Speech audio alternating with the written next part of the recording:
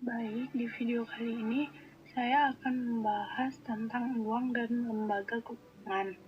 Nah, untuk uang itu sebelumnya perdagangan dilakukan dengan cara barter, yaitu pertukaran barang dengan barang, di mana hal ini akan berjalan baik bila adanya kebutuhan yang timbul secara bersama.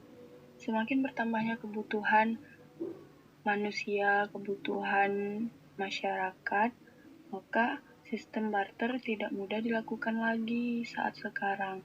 Hal tersebut mendorong orang untuk menemukan sesuatu komoditas yang real seperti uang sebagai alat pertukaran yang sah. Pengertian uang yaitu uang adalah segala sesuatu yang diterima atau dipercaya masyarakat sebagai alat pembayaran atau transaksi yang sah.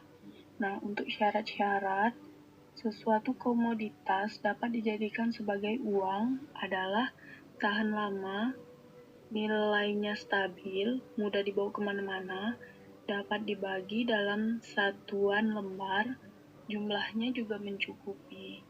Nah, untuk jenis uang dibagi menjadi dua. Yang pertama yaitu uang kartal.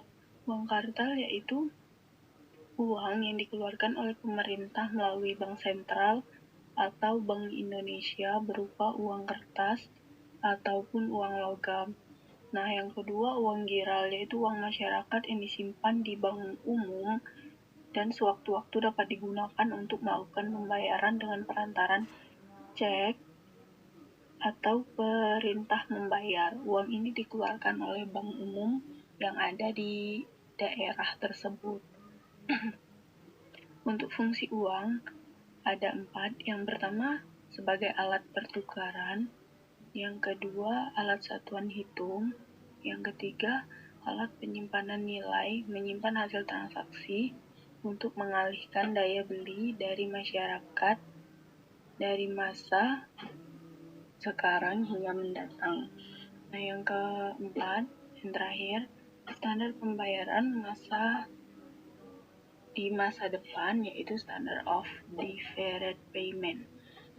Nilai mata uang dibagi menjadi dua, nilai nominal, yaitu nilai yang tertera pada masing-masing mata uang. Yang kedua, nilai intrinsik, yaitu nilai dari komoditas yang dijadikan uang. Selanjutnya, untuk pengertian lembaga keuangan adalah lembaga yang mempunyai kegiatan utama menghimpun dan menyalurkan dana dengan motif untuk mendapatkan keuntungan. Nah, untuk lembaga keuangan sendiri terdiri dari lembaga keuangan bank dan lembaga keuangan bukan bank atau non-bank. Tugas pokok perbankan yaitu menghimpun dana dari masyarakat dalam bentuk simpanan, menyalurkan dana ke masyarakat dalam bentuk kredit, dan yang terakhir memberikan jasa lainnya seperti transfer uang, menerima pembayaran listrik, telepon, pajak, opay, dan lain-lain. Nah, untuk jenis-jenis bank tersebut dibagi menjadi 3. Yang pertama bank umum. Bank umum ini biasanya yaitu Bank BRI, BNI, dan Bank Mandiri. Nah, yang kedua Bank Perkreditan Rakyat. Untuk bagian ini biasanya ada pada bagian lembaga perkreditan desa, lembaga kredit usaha rakyat kecil, dan yang terakhir yaitu bank sentral, bank yang bertugas mengatur peredaran uang. Di sini dinamakan dengan Bank Indonesia.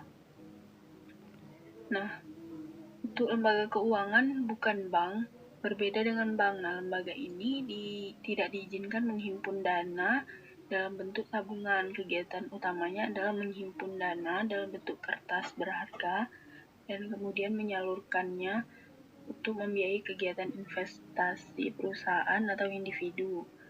Contohnya seperti pegadaian, perusahaan asuransi, koperasi simpan pinjam, dan lain-lainnya.